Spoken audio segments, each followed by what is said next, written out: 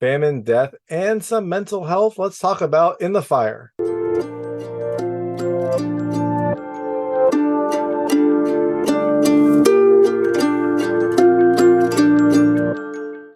Hey everyone, it's David Stark from Watcher Pass, and I'm here to talk to you about In the Fire, which is coming to digital and on demand on October 13th, 2023. It is a historical gothic western film that has a really beautiful look, some wonderful music, and like a dark, desolate setting. My hot take is I think you should rent it. It is a slow but beautiful western thriller that has a great setting and music, but kind of an overall unfulfilling story. So I loved a lot about it. I really loved the look. I loved kind of the way that the film presented itself.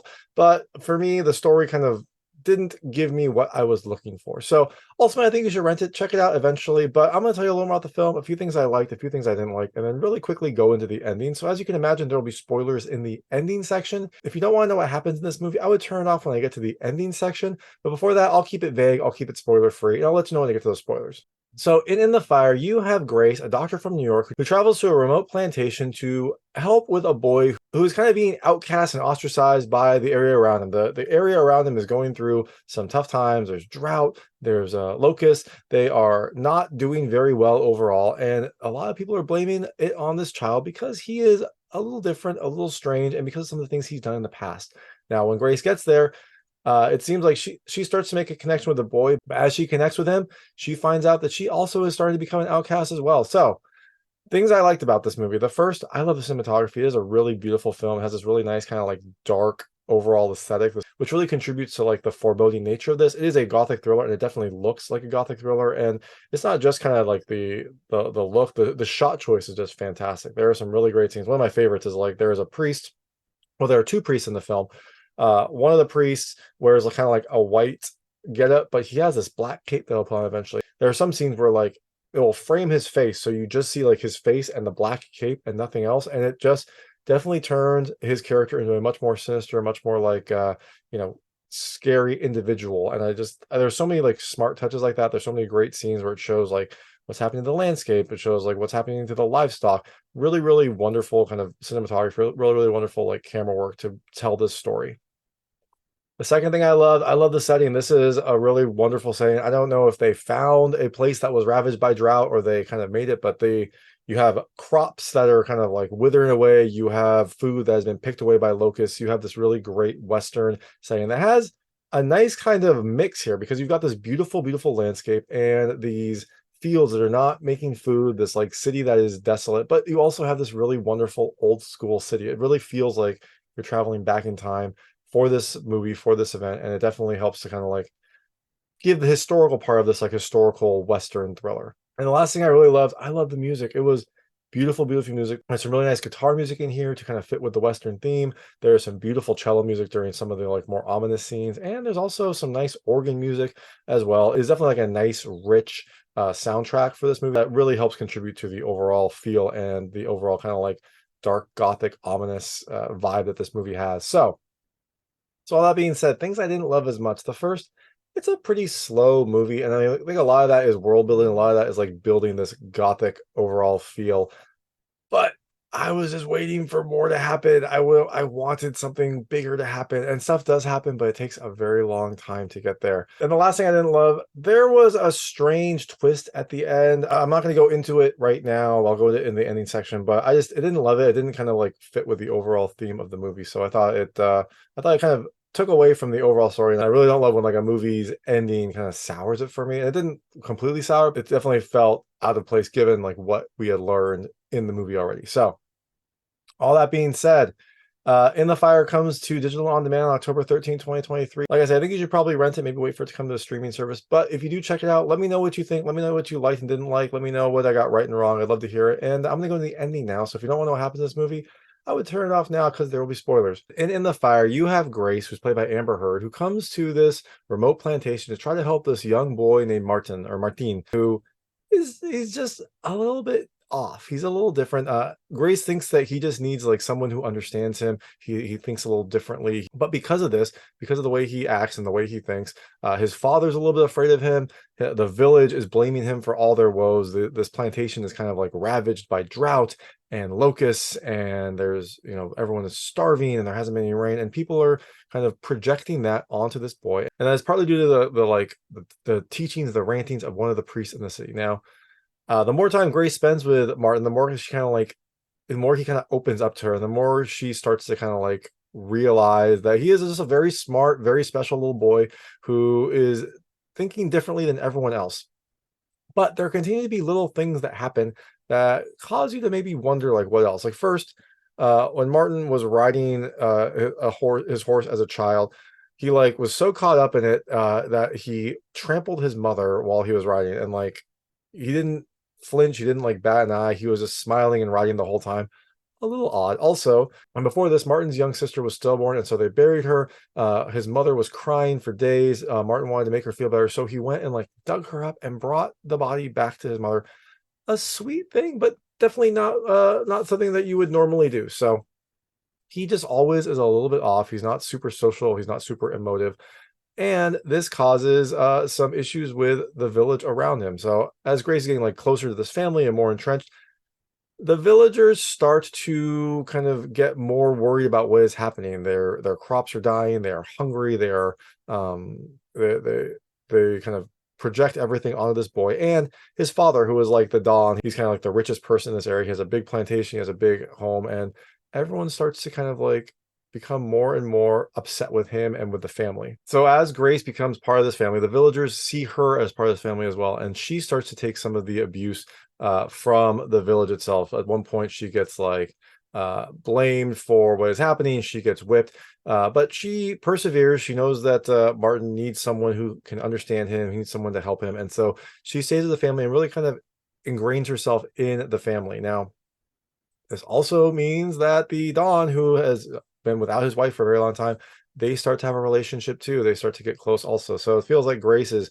fully kind of integrating into this world and starting to become like a mother for Martin and a companion for the Don. Now, all this unrest kind of boils over when someone sets the barn in the Don's plantation on fire. And so they go to try to put it out. The Don is in there fighting the fire, and that person was waiting for him. He smacks the Don with a shovel and is getting ready to kill him. When Grace comes in there too, she gets hit with a shovel as well. She is kind of knocked out, but she's still around.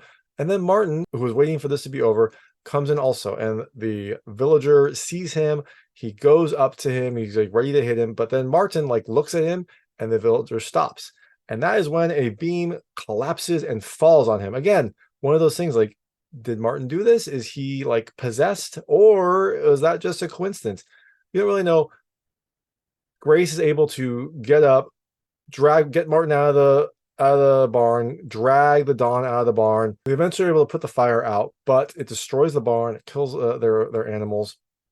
Just not a good situation. And this is a big kind of indicator that something bad is happening. Now, on the village side, they are starting to get very frustrated with this. They're starting to get like, overwhelmed with what is happening. So they get kind of a mob together, and they get ready to storm the plantation. Now, on the plantation side, I think they realize something is happening, especially after that barn goes up. So they start packing up and moving. Now, the weird thing is they don't just leave. They pack everything up, but then they stay in the plantation. And so that night, when the villagers come to attack the Don, get the boy, kill the boy to stop their woes, the Don is out there trying to fight back. Like, he is out in the field. He takes some pot shots. He tries to defend his house.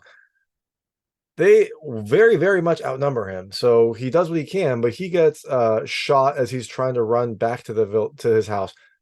Another very strange situation, because like his house has walls. His house is like gated, but he decides to go out into the forefront and fight them back. Maybe he didn't want them to get close enough to the house to like hurt his family, but very strange. He should have stayed behind the walls and just shot from there.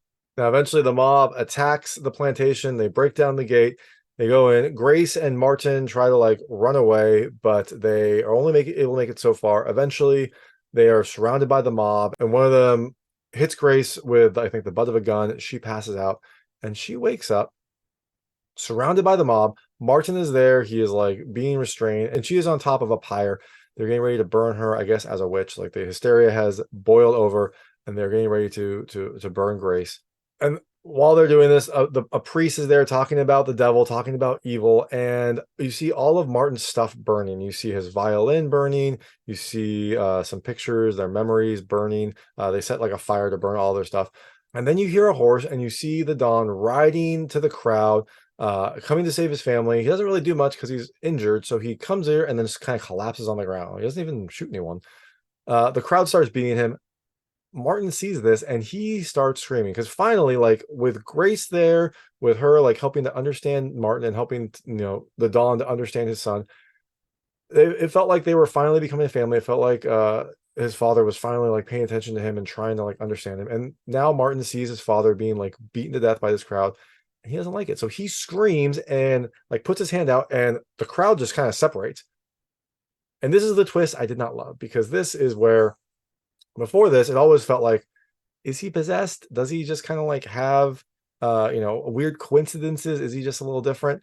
But this, they kind of fully go into like he has special evil powers. Like, I don't know, he has special like demonic powers. So he uses his like hands to move the crowd away from his dad, save his dad. And while this is happening, the priest, the main priest that was like instigating against the family, grabs a gun, goes up to Martin, point blank range. Martin turns and looks up at him. And when he looks up at him, the priest pulls the trigger and the gun backfires. Like it shoots backwards. So his face just gets a face full of buckshot. He falls over dead. And in all this commotion, the crowd runs away. They've seen like his superpowers. They don't want to deal with him.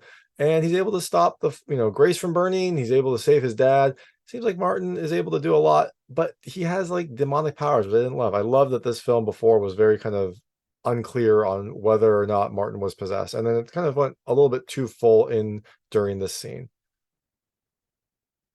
So after Martin gets up and hugs his dad and Grace comes and hugs him too, we see that the family is packing up and they're leaving. Like the Don is still injured. He is not doing great, but they had already packed up before, so they are now packing up and getting out of this place. They go to the train station to take the train out of the city. I guess maybe they're going to go to New York. Maybe they're going to go to like where Grace lives to try to like get away from this area. And in the train station, the Don is like sitting on a bench, like clearly injured. And he's talking to Grace, and he tells Grace to tell anyone who asked that he killed all the men that last night, that Martin didn't do anything. He killed all the men. He basically wants to take the blame so that they don't blame his son for anything else. And it seems like he feels like he's going to die because he is kind of telling her all of this as like a last request. And then he just kind of like slumps over and doesn't move anymore. And you're like, yo, this is a doctor. Like Grace is a doctor. Like she is, I guess more on the like psychological side, but she does have medical knowledge. She cured a few people during her trip there. She does have the ability to like practice medicine.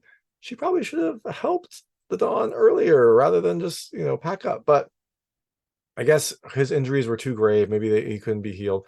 So he dies at the train station waiting for the train. Grace sees this. So Grace gets Martin. They board the train. She says, it's time we take our trip. And as Martin's boarding the train, he looks back. He sees his father slumped over on the bench. He doesn't like cry. He doesn't scream. He doesn't say anything. He just kind of like looks at them and then boards the train. So maybe Martin is a little bit of a demon spawn. I don't know. I mean, I think he definitely thought differently, but the kind of like scene where he had his superpowers, I didn't love that. I wanted to stay more vague. Like maybe when this happened, like Martin could have screamed out and then like a storm could have happened. Something that is not like supernatural proper that could have like put out the fire that was happening with Grace and then maybe like caused the group to separate. Something that would have made it still unclear whether or not Martin like was possessed or had something special or had some sort of like evil powers about him. But I don't know. But it did, I guess it did at least make for kind of an exciting conclusion. So that is In the Fire. It comes to digital and on demand on October 13th, 2023. I think you should probably rent it. I did like a lot about it, but it is a little bit slow. I didn't love the way that the film ended. So when you do see it, let me know what you think. Let me know what you liked and didn't like. Let me know I got right and wrong. And thanks so much for watching. If you like this review, please like and subscribe to this channel. It helps me out a lot. Make sure all my new content goes straight to you. Thank you.